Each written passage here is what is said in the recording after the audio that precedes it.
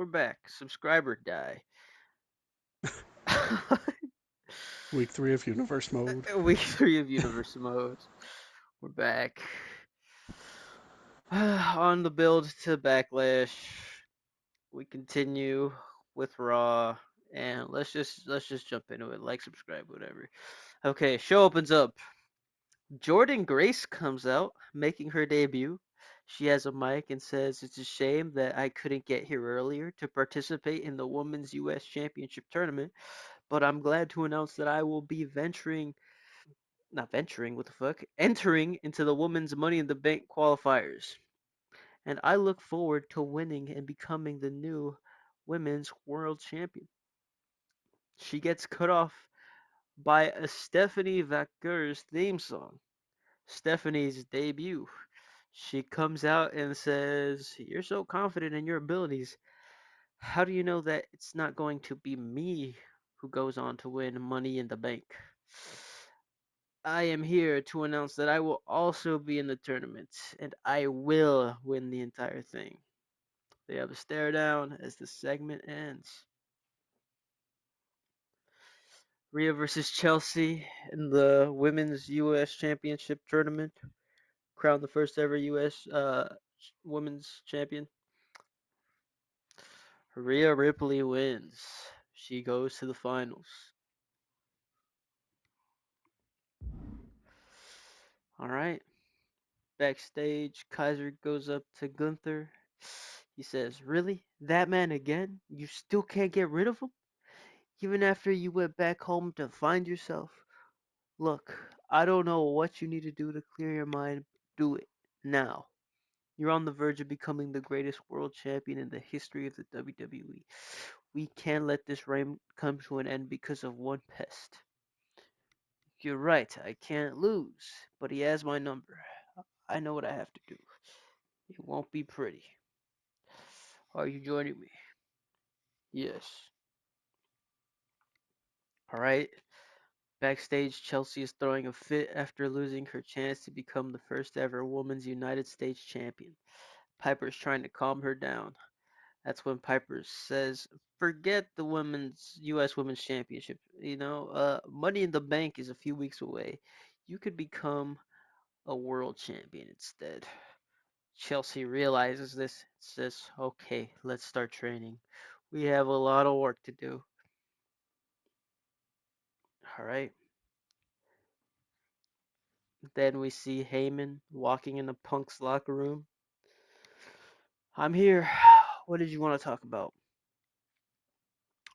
"I want to know, why did you come back to Raw and go crawling towards Roman when I'm here too? And the only reason I'm here is because of you. I listened to you. I trusted you. You're coming back to my side. I can't do that, Punk. You know I can't. I'm loyal to my tribal chief, and he's loyal to me. Are you? If you were so loyal, then why would you leave him to run SmackDown? Or why would you not come back when you saw Rock beating his ass day in and day out? That's that no, that's dead and you know it.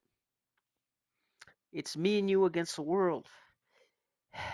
And then I'll finally get my WrestleMania main event.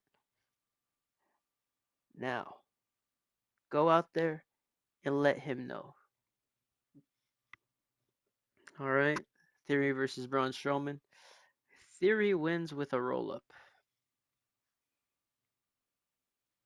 It's just that easy. And then back to back matches. All right. Back to back. Tiffany and Bliss wins. After the match, Bliss gets a mic and says there isn't a single team in this women's division who could touch us. We are head and shoulders above everyone. So go ahead, throw them all at us. Who does SmackDown have for us? This is our division. All right. Go backstage. We see Aleister Black walking around when he gets jumped by Gunther and Kaiser. He gets hit with chairs and candlesticks. Gunther and Kaiser have to be carried out by security. Gunther is yelling at him that he's not scared of him anymore. We get another video package saying that Julia is coming soon. Alright. The Shield and Heyman are backstage when Roman says, "What did he want?" "He wants me to leave you guys and manage him instead." "Well, what did you say?" "I said I couldn't, of course. I said, no, my tribal chief." "Okay, good. Me and Jay had fun last week, so we're gonna go host another open challenge for our titles next week. We better start training." One more backstage segment. Roxanne backstage when Natalia walks up to her. Nat says that she's proud. She was so proud at Mania, watching Rox's match. She says that watching her not only not give in to the dark side and refusing to cheat was really an inspiration, and she's happy that Rox saw the light. Rox says that she only did that to prove Rhea wrong and that she will do whatever it takes to hold on to this title. But Nat shouldn't worry because she doesn't need to cheat to beat her. Rox already knows that she is 100% better than Nat. Main event time. JD still has taped up ribs after Mania, still not at 100%, but better than last week. Uh, the end of the match sees Finn go for Santos. Santos ducks. Finn turns around. Santos hits a phantom driver. Cover. One, two. JD breaks it up. Berto starts taking him out. Angel goes and takes Finn out. Uh, okay. Berto takes Mello out is what I fucking forgot to write. Santos hits JD with a phantom driver for the win.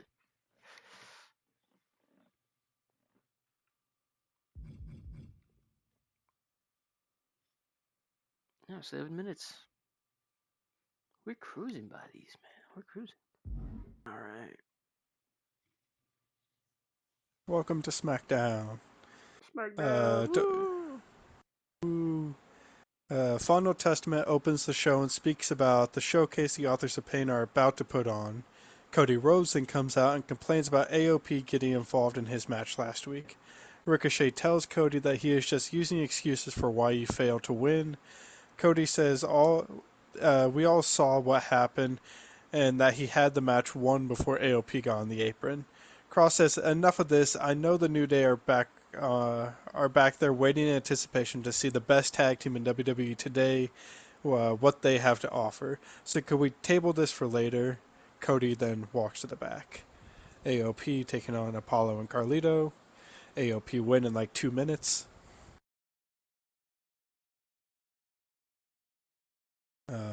New Day watches the match backstage and says, "If this was supposed to deter them, it didn't. It didn't work. Anyone can beat a couple of lower card guys. It's a whole new ball game. Like it's people on their level. Come Backlash, Authors of Pain better be on their A game because we are coming for those tag titles." Charlotte is then interviewed about her title match later tonight with Cora. She says that tonight she gets to right the wrongs of WrestleMania. She wasn't even pinned to lose her title. She respects what Cora did to win the title as she utilized the Money in the Bank briefcase as it should be used, but when it comes at the cost of the Queen, then some consequences should be expected. Cora had a nice little reign, but tonight the Queen takes back her throne. We then move on to Team Bad taking on Damage Control. Dakota and Io pick up the win.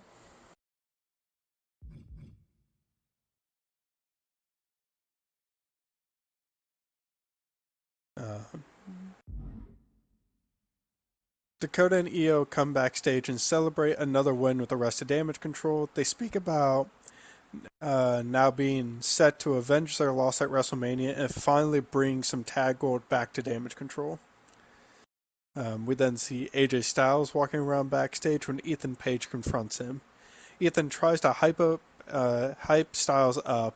Ethan tells him losses happen, but that doesn't take away who he is. He is the phenomenal AJ Styles. AJ says he appreciates the encouragement, but he wanted that US title shot to help remind him who he was, and losing last week didn't help. Ethan then offers a potential partnership, but AJ says he is focused on doing things himself for right now. Uh, Kevin Owens then comes down to the ring and calls out Braun Breaker. He says the spear was unjustified last week. Anyone on this roster could be coming after your title at any point in time.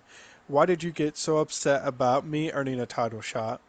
He then calls out Braun again to come out. Instead of Braun, though, Chad Gable makes his way down to the ring. Gable says, "You know what annoys me, Kevin? The fact that you stuck your nose into my business last week. Let alone did you cost me the match that by attacking Braun, but then whilst you two were brawling, you pulled me in the way to take the spear meant for you. So you know what I think? I think I deserve a chance to take that title shot away from you." Owens laughs and says, "You want to take my title shot? Fine, I don't care. Come in here so I can kick your ass." We then move on to Gable versus Owens. Um, Towards the end of the match, we see Kevin Owens get Gable in position to hit a cannonball in the corner. As he goes to charge across the ring, Braun Breaker slides into the ring and spears Owens, causing a DQ. Braun is standing over Kevin when Chad Gable gets up and turns Braun around and starts poking him in the chest about costing him the match. Braun grabs Gable and belly to belly suplexes him across the ring before backing up and spearing him. Kevin Owens wins via DQ.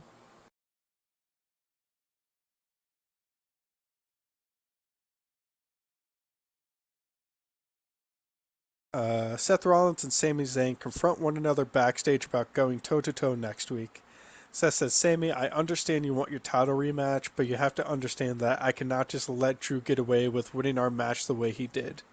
Sami says, "Seth, I'll be honest. I don't care about what happened during your guys' match. I called dibs on next up, and you aren't abiding by it. Your ego won't let you wait your turn." Seth seems confused and says, "Sami, this isn't some child's game. This is professional wrestling. You don't wait your turn. You either take it or live life on the sidelines. Next week, I'm showing up to earn my title shot back. I hope you do the same." Becky is then interviewed about the title match tonight between Charlotte and Cora.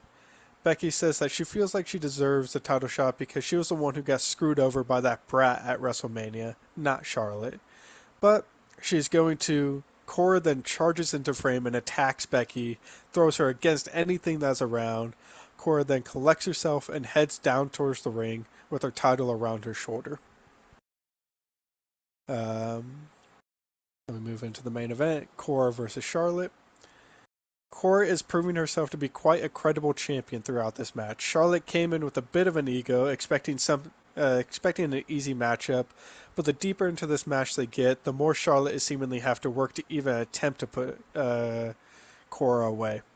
Towards the end of the match, we see Cora get Charlotte in position to hit Jaded. As Cora is staring out to the crowd, Becky Lynch's music hits. Becky, with a noticeable limp, makes her way down to the ring. Cora drops Charlotte and stands guard in the middle of the ring. Uh, Despite Cora standing guard, Becky enters the ring and doesn't even hesitate and starts exchanging blows with Cora. This match also ends in DQ. Both Cora and Becky's brawl stops when Charlotte charges in and spears both of them. Charlotte then yells down that this was her moment and stomps away at them for a bit before leaving the ring. Cora retains. God damn. Pure DQs. I know. Can't wait for my stuff to start doing that because it does soon. So, like, I think I got towards the end of that episode. I was like, damn, I've had like 3 or 4 fucking DQs in the past 2 weeks. Let me tell you, it doesn't stop. I, uh, I have like, I have another one to go before Backlash.